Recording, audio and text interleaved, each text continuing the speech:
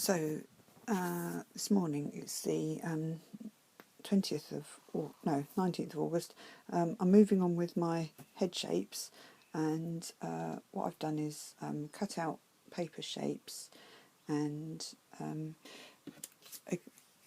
then I photocopied.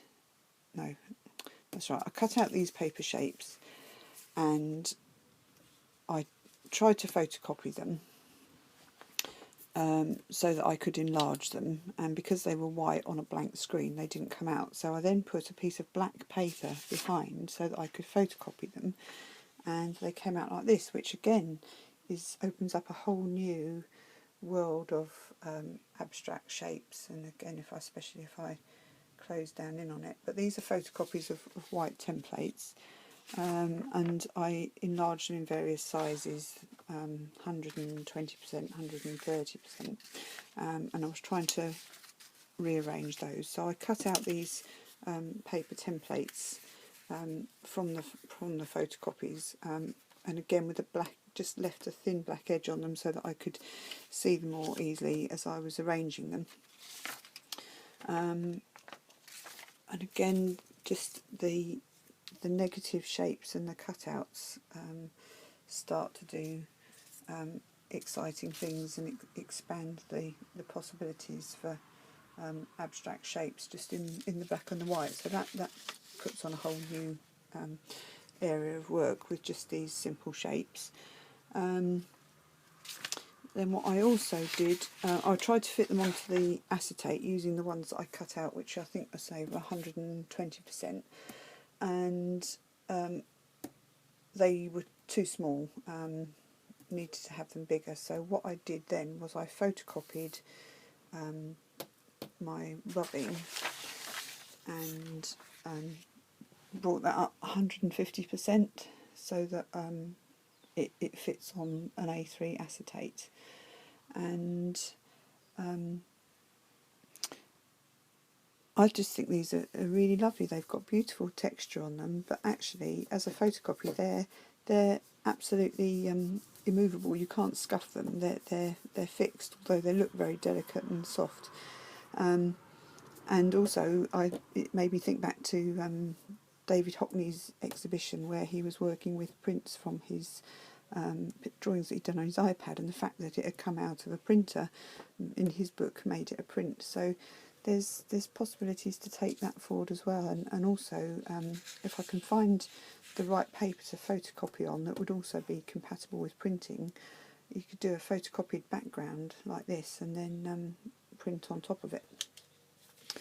So from there I traced those onto my acetate sheet, which is here, getting it right way around.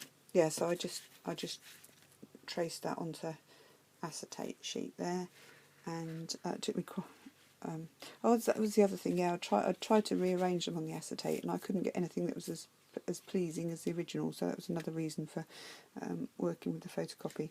So having traced those on with a Sharpie pen, I've now cut those shapes out, and again they're opening up all sorts of possibilities, that these shapes actually become something that you can play with again. They can be quite representational. For instance, I thought, having just been to Bird Fair, there's like two little penguins sat there, or whale shapes, and that kind of makes a little bird shape in itself. If that was exaggerated, that would work. So now I've got these acetates, and what I'm intending to do is prints that use the positive and the negative shapes, but I also have these that start to play around and overlap, and I did